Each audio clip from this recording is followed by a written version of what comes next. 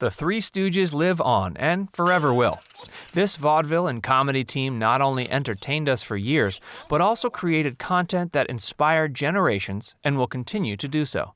The intrinsic idea behind every Stooge production was the same.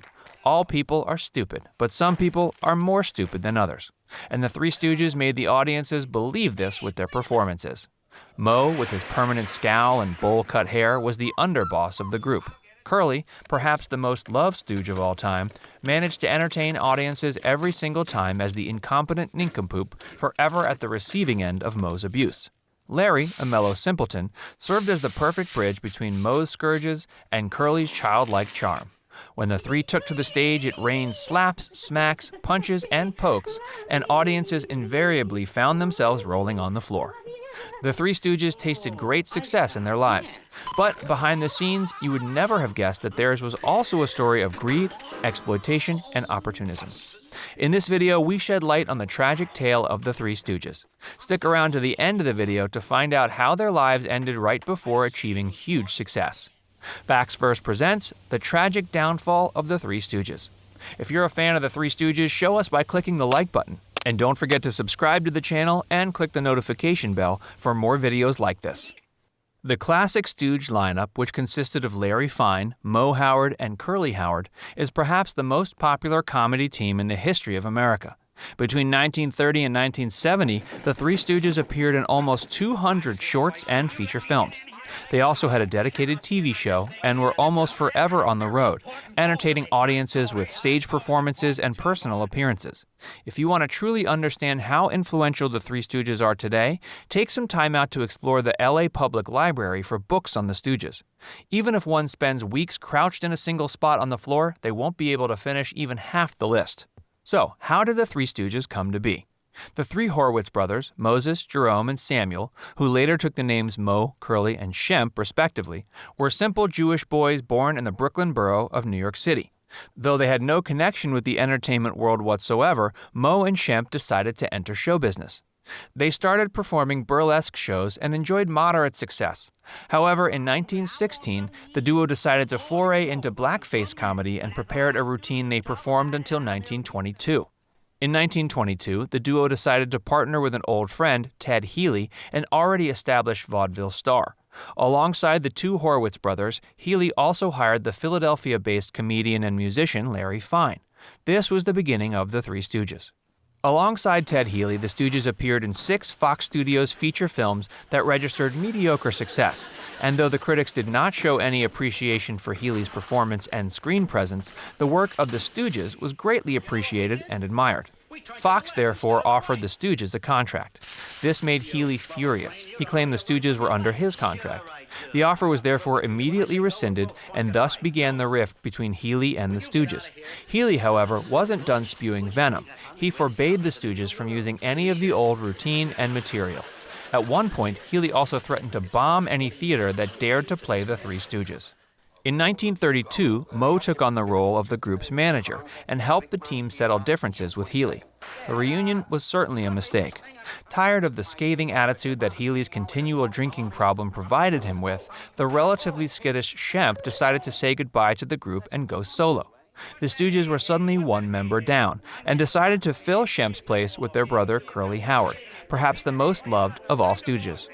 Healy instantly dismissed Curly for not being funny enough. More importantly, neither Larry nor Moe had much confidence in Curly's abilities. However, given the lack of options, the group decided to go ahead with Curly, who was an instant hit with audiences. With Curly now as a permanent group member, Ted Healy and his Stooges entered into a one-year deal with MGM.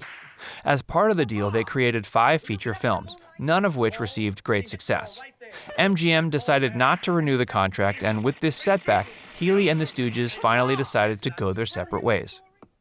In 1937, Healy died under mysterious circumstances. Just when the Stooges thought they were finally free of Healy's tyranny, they entered into the clutches of another monster who would exploit them for years to come.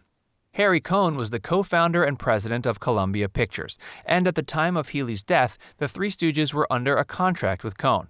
With Columbia Pictures, the Three Stooges had already delivered 30 shorts and 5 features, all of which were great successes. The Three Stooges had become a popular name, and their personalities had completely emerged.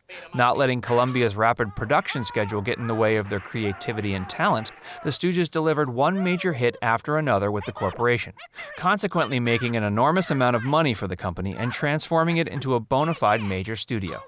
However, Harry Cohn never accepted the Stooges' contribution to the success of Columbia Pictures, and instead dismissed them as a comedy team so useless that one Stooge could replace another without the audiences noting any difference. Some stories claim that while with Columbia Pictures, the Stooges did not get a single raise in 23 years. While this is untrue, Cohn did exploit them as much as he could. He kept the Three Stooges on a one-year contract throughout their time with the studio. At the end of the yearly contract, the Stooges would demand to renegotiate the terms of their contract, rightly expecting a pay raise, and Cohn would instead force them to sign for a pittance, saying the company was facing a financial crisis. The question is, why didn't the Three Stooges, who were already at the zenith of their career, force Cohn to pay them what was rightfully theirs? The reason is simple. Cohn came with mob connections, and the Stooges didn't want to threaten their secure existence. Thus, Cohn continued exploiting them, and the Stooges continued taking it all in. Then, in 1942, Curly's head gave up due to the constant blows it received as part of the routine. Being a punching bag brought him minor cerebral hemorrhages that began impeding his craft.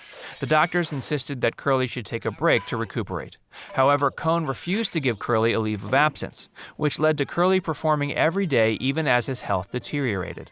By 1945, Curly couldn't remember his lines and didn't have the energy that the acts required. In 1946, while shooting for Half-Wit's Holiday, Curly suffered a massive stroke, which finished his career. Many believe it wasn't the stroke, but Cohn's callousness and greed that brought Curly to his end.